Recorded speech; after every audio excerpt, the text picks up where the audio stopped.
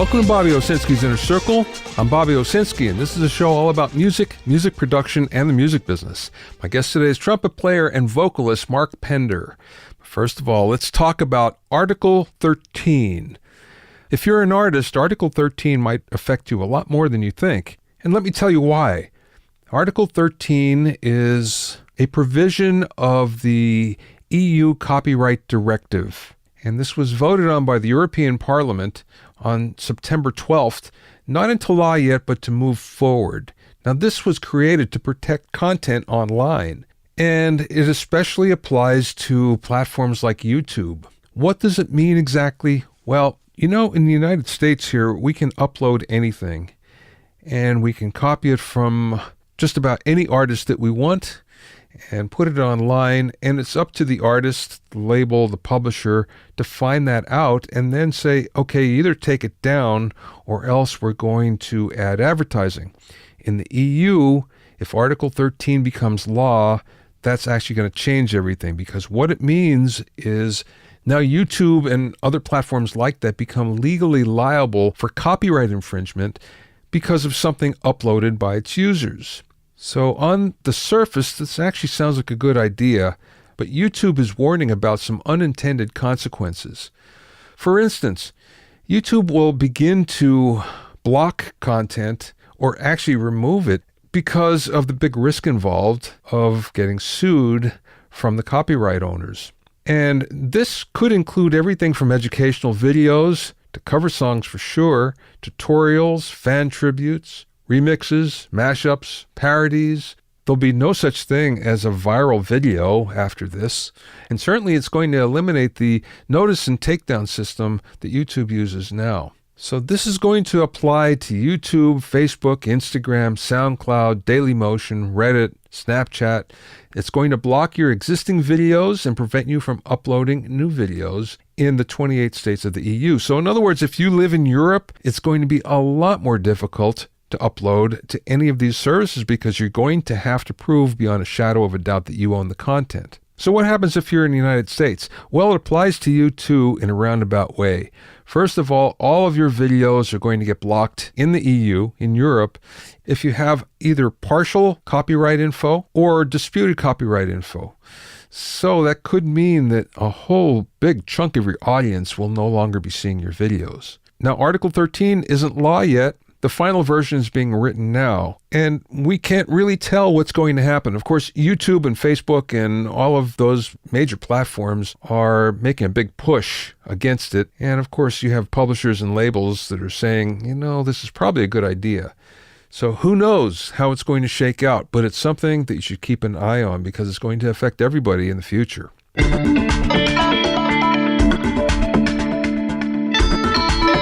If you have any questions or comments, you can send them to questions@BobbyOInnerCircle.com. Don't forget about my online courses on mixing, production, branding, and music business success at BobbyOwsinskiCourses.com. Also, get an expert analysis and objective opinion of your songs and mixes as a member of my Hitmakers Club. Go to hitmakersclub.com to learn more. Now, the 20 best digital audio workstations according to Music Radar's readers. Now, of course, Music Radar is based in the UK, so you have to take that into consideration. And just like most of these types of lists, you have to take it with a grain of salt. But it's interesting anyway to look and see what European creators are using for digital audio workstation. Okay, coming in at 20 is Magic's Acid Pro. Now, this is a PC-only workstation, and of course, it's been around for quite a while. Number 20. Number 19 is Ardor. That's subscription only. It goes across just about any platform you can think of. Number 18 is Steinberg Nuendo, available on PC and Mac. This is one that I particularly liked. I used it for a long time and eventually switched to Pro Tools only because it was easier. Number 17 is Apple's GarageBand. Of course, this is Mac only, and because it's free, there's a lot of users and apparently a lot of happy users. Number 16 is Renoise. This is one I'm not familiar with, but it's a digital audio workstation that works across just about any platform. Number 15 is Magic's Samplitude Pro X, another PC-only program. Number 14 is Motu's Digital Performer, which is available on PC and Mac. This was my very first workstation and one that I liked a lot.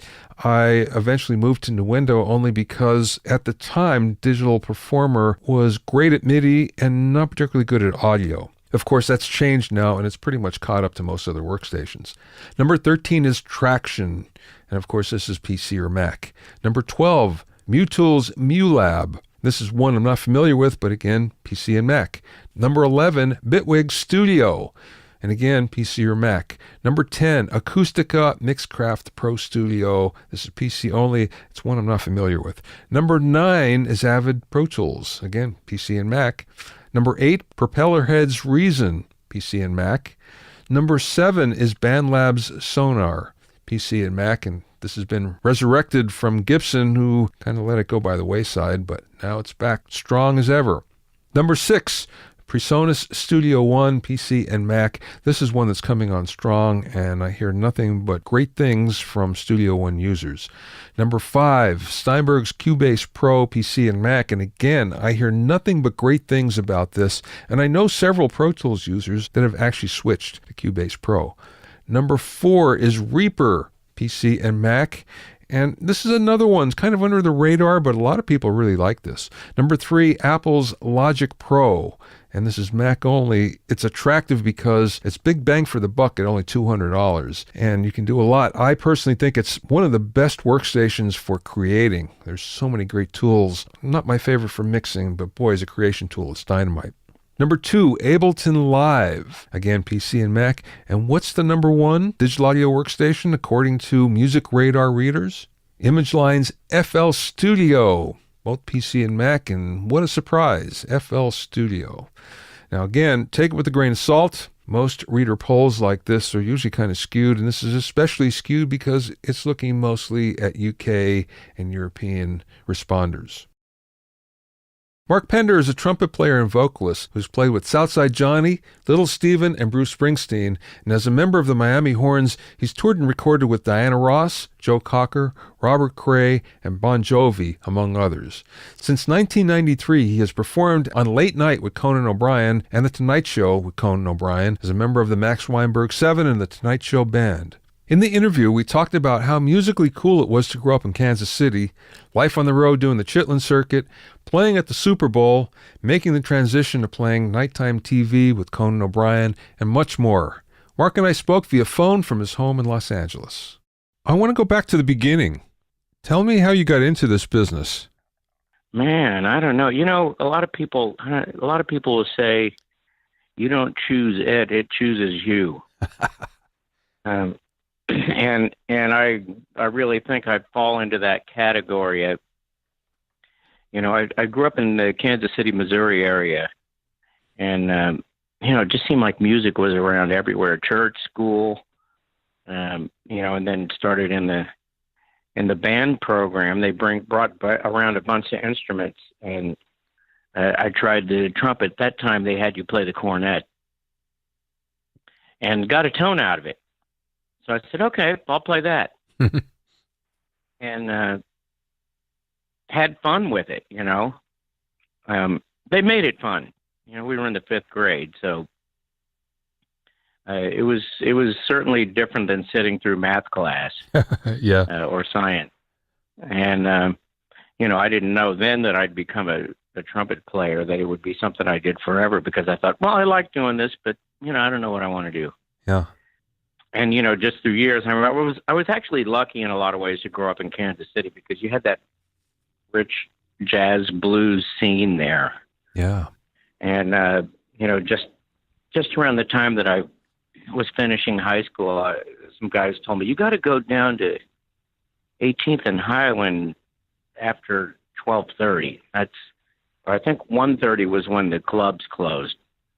You got to go down to 1823 Highland, the Mutual Musicians Foundation, which I found out later was Local 526, the Black Musicians Union before the two merged. Ah.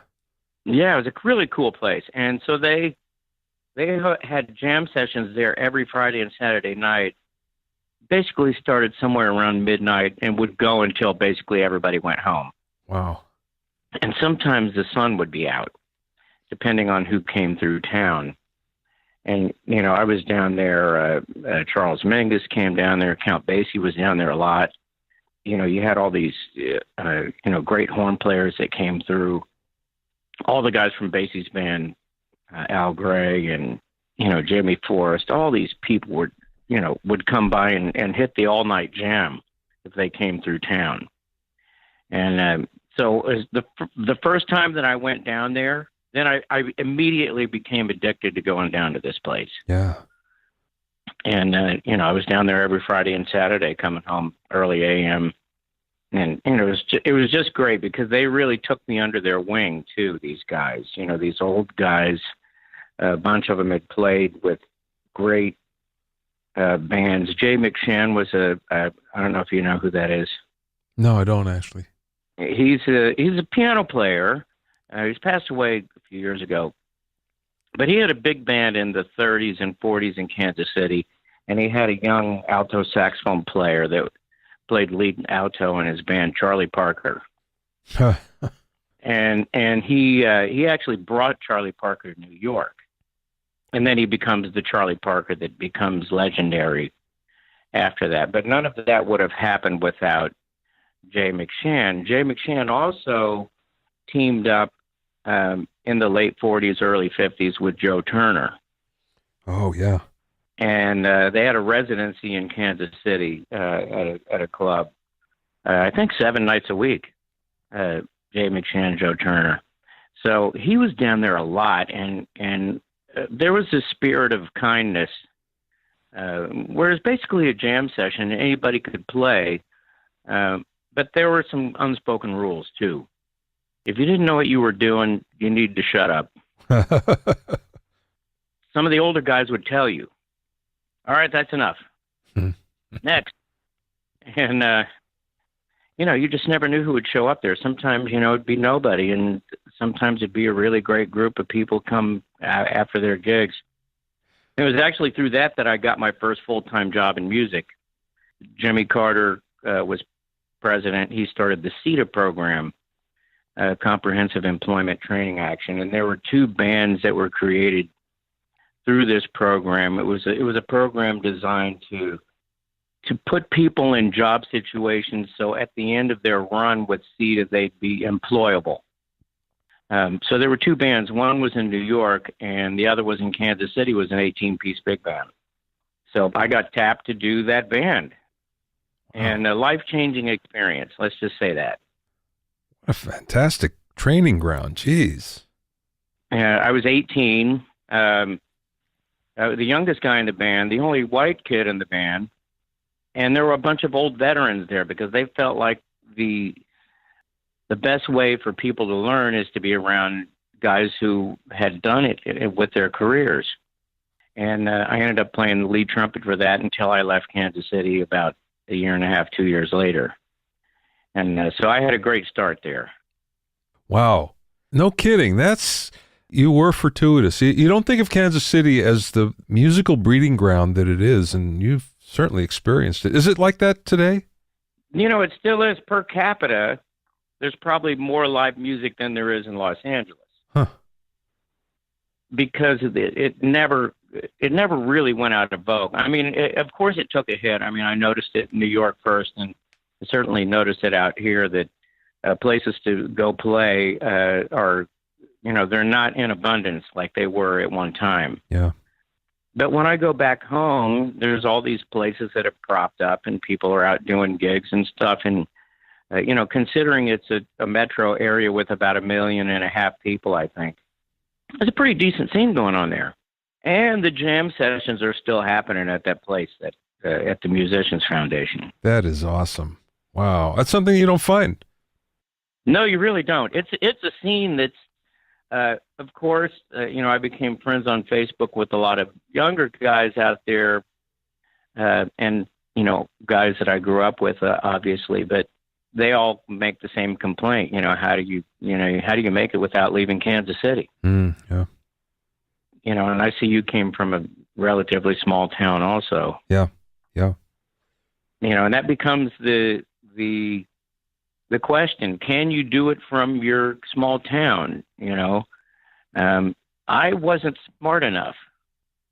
I think the answer is yes, you can do it from your small town. And especially today with all the recording technology, you can record. And if you have a core group of people that you can record with and experiment with, you can just about do anything. But there's something to be said for, like me, I ended up in New York. There's something to be said for like being the youngest, most inexperienced guy in a few circles that you travel in and growing with it. And that was the case for me when I got to New York. What brought you to New York? Well, I thought I'd probably have to leave Kansas City, and so I thought it would either be New York or Los Angeles, because those were the two music capitals in the late 70s when I was growing up. So this guy, soul jazz organist Charles Erlin. I'm a big fan, by the way. Oh, really? You know Charlie? Yes. Oh, big fan. So he came through town, and me and I had this partner of mine. His name was Steve Harvey, great sax player. He said, when I come back to town, I want you guys to join my band. And of course, we're like, sure, man, yeah, whatever. So about a year later, he comes through town. He goes, no, I wasn't kidding. I just signed with Columbia Records. I want you to join my band and come back to New York with me. I wasn't sold on it. I didn't get the logistics of the whole thing. He was touring in a school bus that he drove, and there were no guarantees or anything. He said, well, you'll probably make, I can't remember. It was a figure that seemed like a lot of money back then that would sound ridiculous now, like something like $350 a week or something like that. Yeah. And we were already making more than that in Kansas City. Okay. But my friend, he was like, man, we'll go to New York. We're going to own that town. So we travel around on the bus for a couple of months, cold Midwest, and get to New York. We do about 2 weeks in Newark at an organ bar. And he basically told us, look, man, I don't have anything going on. If you want to go back home, you can go back home. Oh, boy. So now I'm in New York. My buddy had enough. Because he didn't say that with the $350, you also had to pay your hotel rooms and food out of that, too. Of course, yeah. Yeah. And so we're me and him and the drummer, Chico Rouse. He was Charlie Rouse's son, great drummer. We decided that the three of us would split one room and somebody alternate sleeping on the floor. And we're already sleeping in flea bags. Like we're basically touring the country doing Chitlin circuit, know? Yeah. So we weren't, these weren't 5-star hotels. They weren't 3-star. They probably weren't even 2-star hotels. They might be lucky if they got a star. But, my buddy decided I can't take this, I'm going to go back. And I stuck it out. Great learning experience and tough as hell. Yeah, no kidding. That's one of the hardest places to get dropped into. That's for sure. Yeah, and I started in North Jersey because it was cheaper. Yeah. So, okay. I decided, well, I'm going to stay in North Jersey, and because the rent was cheaper there. Where, out of curiosity? Bergen County. The first place that I got my own place was Hackensack, and it was in a rooming house, and I shared the bathroom with 4 other rooms. And it was still, the weekly was almost as much as the houses I was renting in Kansas City. Yeah. So it was a little bit disturbing. Charlie didn't really have any work for a while. Says, we're going to do this record. Eventually we do get around to doing the record. He brings us in the studio. And I thought the track sounded really good. Did you go into Rudy Van Gelder's studio? No, we didn't. We went into Soundworks. Okay. I think that was in the West 50 somewhere. It doesn't exist anymore. And I think Tom Pearson was initially the producer on the date. And we did a whole record. And then Charlie freaked out and said, I want to have names on this thing, and none of you guys are names. Mm.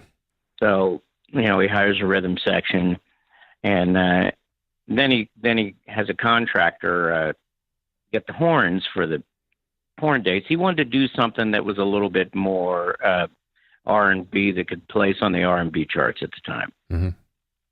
So he got Tom 84, the guy who arranged for Earth, Wind and Fire, to do the horn charts. And so I asked if the contractor would use me, and he said no. So I didn't end up on the record after leaving Kansas City to end up on the record and be in this guy's band. Wow. Pretty great, huh? Wow. Well, yeah, but it's kind of a typical story, isn't it? In a way. Sure. And the contractor had his guys.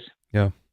Victor Paz was one of the trumpet players, incredible trumpet player. Yeah. And then he had this kid who had basically just got to town around the same time that I did.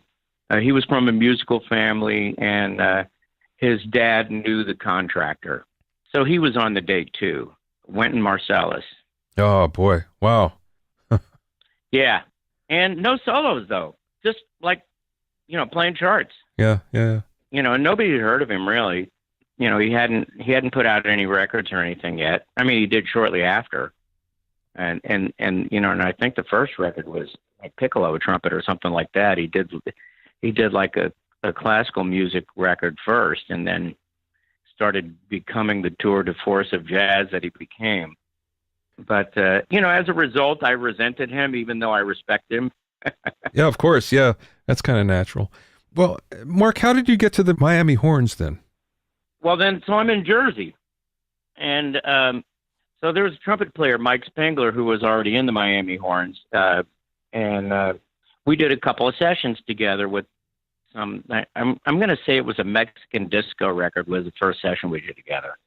So, we're just hanging out, and we like doing a couple of different bands together. Really great guy, great trumpet player, still out in Jersey. So then they get asked to do Diana Ross's tour.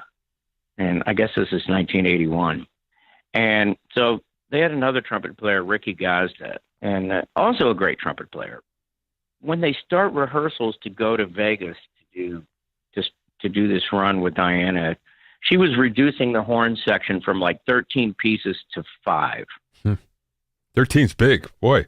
Yeah, she was a big deal at that time, like arena tour kind of stuff too. But it was the beginning of the end of her bringing around a book and having new horn players, because she wanted something that looked cool. And apparently she had seen the Asbury Jukes one night in New York and said, I want a horn section like that. And so then, of course, they actually asked the horn section. So Ricky had an accident on his bicycle, and they called me up and they said, look, if you can get over here, you can do this run with us with Diana. And I'm struggling in New York, like working in a factory during the day, trying to do gigs, barely staying alive, but I didn't want to go back to Kansas City. Yeah. And my best friend, the guy who talked me into moving there in the first place, got beat to death in Kansas City. Wow. It was a horrific, racially motivated crime. Made national headlines at the time. One of the first hate crime cases ever tried in the United States. That's horrible. Yeah, it was a very dark moment in my life. So I go over there and do this. I make it over there to the rehearsal, and one of the first things they want me to do is here, take a couple of charts home and take the 13 parts and reduce them down to 5 and come back tomorrow at like 9 a.m. or something like that. I said, sure, no problem. So I'm like up looking at all these, and they didn't have the score. They just had the parts. So I have like these 13 parts laid out my apartment floor in Fort Lee, New Jersey. I'm like trying to figure this out, And I came back and ended up doing the gig. In the meantime, something happened with Ricky, and while I'm in Vegas, we were doing like a 3-week run at the Riviera. They asked me if I'd do the Jukes, and I was just thrilled. Yeah. The only downside was we're going to do a gig. We aren't going to have time to rehearse. So they handed me 7 or 8 records, or something like that. And here's the songs we'll probably do. Listen to it and learn whatever part you hear. And Mike Spangler was savvy enough to be able to play the other part off of what I was playing. Wow. So we're playing with Diana every night, and I was going back in my room and trying to learn all the Jukes parts. Jeez. And then after that, I was in the band. Well, of course, I remember the Jukes because I used to live in Asbury Park for a little bit, and the band I was with used to play at the Stone Pony a lot. Nice. And it was the time, it would have been 75, 76 when the Jukes first started. So I think the Jukes, they would be playing on a Tuesday night and we'd play on a Thursday night. But Tuesday usually was open, so we'd go see them. So I remember seeing them a lot all over. It was very cool, a very cool time, I have to say. And you came in a little later than that. I did, 1981. Yeah, I don't know what it was like then because already I was out in California, so I really don't have a feel for the scene at that point.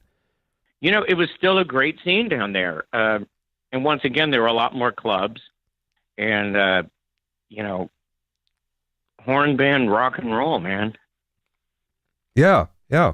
And I really wanted to be a jazz player, but we had always had a funk band in Kansas City called Mass Transit. And I just loved music, I didn't care to become a purist. Well, and so when I got the chance to do the Jukes, I saw that there was enough soul in it for me to dig it. And then once I got into it, I just fell in love with the music and the scene. Yeah, yeah. And the energy, all of a sudden I'm playing in a rock band, as a horn player, you feel like like a unicorn or something, It was completely different, that's for sure, the whole feel of that. And I guess especially from the gigs that you're used to doing to suddenly being there, that definitely would have been a change. But let me ask you a question. When were you singing in all this? Did you begin to sing right from the beginning? Yeah, I always sang from church to, choir, sang stuff. First band I was actually in, I was a singer. Uh-huh. And then when I started joining bands in Kansas City with the Center City Orchestra, the CETA program band, they cart me out front and sang a couple of songs. Nice reviews from the Kansas City Star back in the day. They said I looked like a Sunday school painting of Jesus. That's great. Coming up and singing the blues. Oh. I had this long wavy hair. I parted it down in the middle. The only white guy in the band, this young looking guy coming up there and singing the blues. It was pretty funny. I love it. That's great. Well, okay. So the Miami Horns started to play with a lot of people, and one of the tours that you did was with Bruce Springsteen. But I'm really curious about the Super Bowl gig, only because I don't think I've ever talked to anybody that's done a Super Bowl gig. So I just kind of want to know what goes on there behind the scenes. Well, that was certainly one of the craziest things that I've ever done, and maybe one of the most frightening to think of, because all of a sudden you're being told there's like 100 million people watching. Right. And when we toured with Springsteen back in the 80s, I think we did one show in East Berlin before the wall came down. I think they said there was like 350,000 people there, Wow. That was a lot of damn people. Yeah, no kidding. But now all of a sudden you have a stadium with like 85,000 people in it. You're being watched by another 100 million. It was a little bit hard for me to get over it. But they do something, I don't know if they still do this, but at that time they wanted to record everything as we were going to play it. We played it live and they recorded it in case if there were any audio glitches. Okay, that makes sense. And then we played along with it, and depending on if there were any problems, they'd use the Total Live. With us, they used Total Live. That's awesome. I had no idea. Yeah, they had a safety that we played along with, though. Yeah. Okay. But when I look at it and listen to it, I don't hear it. I mean, that's all live, mistakes and everything. And I have to say, probably one of the most exhilarating moments of my life too. I wasn't sure we were going to be able to do it because we needed to get down there on a Conan day. and Conan and our producer Jeff Ross okayed me, La Bamba, and Jerry Vivino to go down there, and I'm doing the Super Bowl, and I've always been a big football fan. I've seen every Super Bowl. That's really exciting, No kidding. No kidding. Well, okay, so you get on stage and you start to play. What was that like? Because there's not much setup time. No, it's like 15-minute setup time. Yeah. But there's some mastery going on behind the scenes between audio and staging and everything. It all comes together in 15 minutes. It's amazing. And that's why they have the safety, I think, just in case something weird happens. And pyro and everything. Yeah. And we did not rehearse with the pyro. And so just before, I just remember being so nervous. I thought I was going to throw up or pass out or something. I was so uptight. And, it occurred to me, you're going to want to remember this, that you enjoyed it. And they called us to get out on stage, and by the time Bruce counted off the thing, I was elated. I felt like I was in heaven. I bet. I got over whatever the fear was. I'm getting goosebumps just talking to you about it. Wow. I mean, vicariously, I can kind of feel the energy that you're talking about. It's very cool. Yeah, and it looked like Bruce was nervous too. I can't say that for a fact. That kind of thing, man. That's big pressure right there. Yeah, definitely. And we get out there, and I just, I took the adrenaline and soaked it all in. And then the pyro goes off behind us, which we hadn't rehearsed. But I'm talking about like 6 or 7 feet behind us. These massive things that are going up in the air and exploding. I mean, I don't know, like 100 feet up in the air. Yeah. Huh. Oh my God. It was, I was not ready for that. I bet. Well, cool. I didn't realize that you were doing Conan already, but let's go there for a second. So how did you get the Conan gig? That's the Miami Horns, basically, right? That got the Conan gig. Well, basically, it was me and La Bamba from the Miami Horns that got the Conan gig. So I'd been doing this band with Max Weinberg in New York. There's a band called Killer Joe. And we were playing a Tuesday night, like every other week, at Tramps, the new Tramps, which has gone out of business too. But it was the new location of Tramps. We were playing every other Tuesday for like $50 each. And we did a record, and it's through that record that Max secured the audition for the Conan show. So then he puts the band together, and Jerry had worked in Killer Joe, and Jimmy had on and off.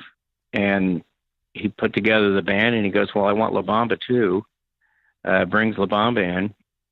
We get together one day before the audition, and I was on tour with Robert Cray at the time. I was actually out here on tour in Los Angeles, and I get the call, and I changed my flight for the few days off that I had, went back home to New York, and we rehearsed one day, and we did the audition the next day, and then I rejoined the band in Seattle like 3 days later. And when did you find out you get the gig? About a week and a half later. And I'm still on tour. And I'm like, oh, my God. Wow. Yeah. And I loved Robert Cray, too. I didn't want to leave the band at first. But no, that's not actually true. I knew what being in late night could be. The chance to be home, steady money, everything. Yeah. I assumed that it would be, I'm a huge fan of Letterman, huge fan of Johnny Carson. I knew that this couldn't be bad. And I ended up leaving Robert's band at that time. But I was technically doing both for about 2 months. I was heading out on the weekends and playing with Robert, and then flying back and doing the Conan show. And they had us on a 13-week cycle at that time. We only knew 13 weeks at a time that we had the gig. Yeah. Well, what was the transition like to that? Because obviously playing with Robert Cray or just playing with anybody live and even doing studio gigs is way different from doing television. So what was that like for you? To me, it was all the same because, we got to play. They were really generous with solos. All the horn players got solos. And I just had fun with it. And, it was a great opportunity also. There was also a great profile. We didn't play the same music all the time. It it was really great. The only thing that was different is that whole stop and start thing. Oh, right. Yeah. So now all of a sudden you got to watch somebody, and if you go over, it's really bad. Or if you don't start when everybody starts, it's really bad. So there was a learning curve with that, trying to make sure we're not getting in the holes. And, there's definitely a learning curve with that. But over time we got better and better at it. You become a little bit more intuitive once you start doing it for a while too, because it is a specific, very strange, specific in and out. What's the schedule on that, Mark? I used to hang around a lot when Johnny Carson was doing his show. I knew a lot of the people in the band and in the crew. I think they used to rehearse at 3:00 in the afternoon, and then it would be 5:30 is when they do the show. Is that the same way with Conan?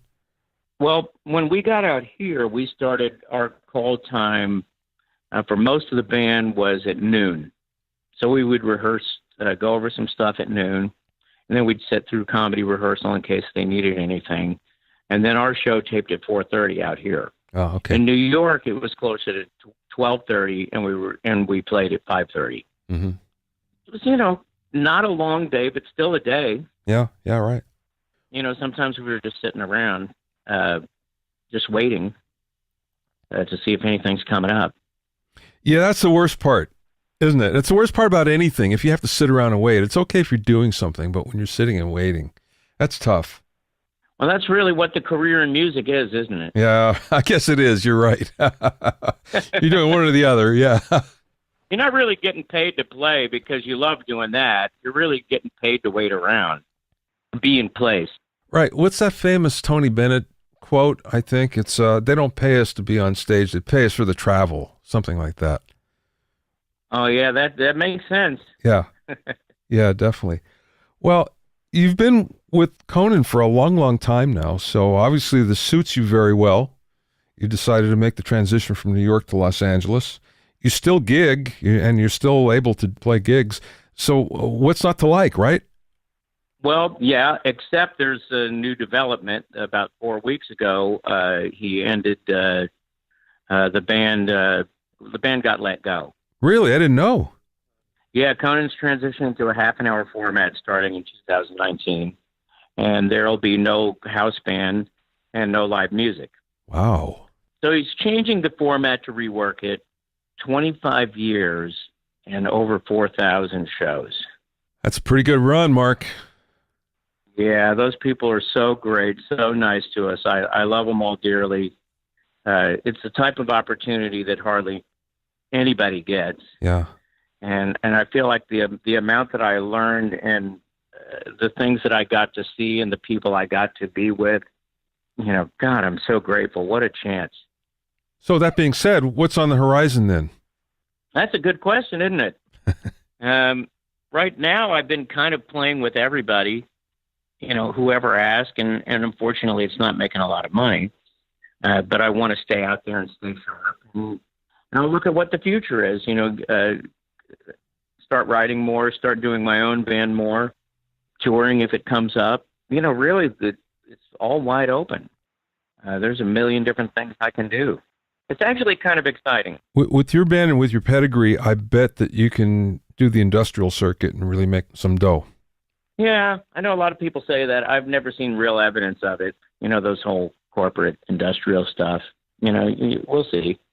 I'm certainly open to it. But it is an exciting time because, after 25 years, I would have done the show until the day I died, literally, if I could have. I really loved doing it that much. But it is, however, exciting to, think, wow, there's a lot of other stuff out there, people that you could play with, things that you can do, focus on writing.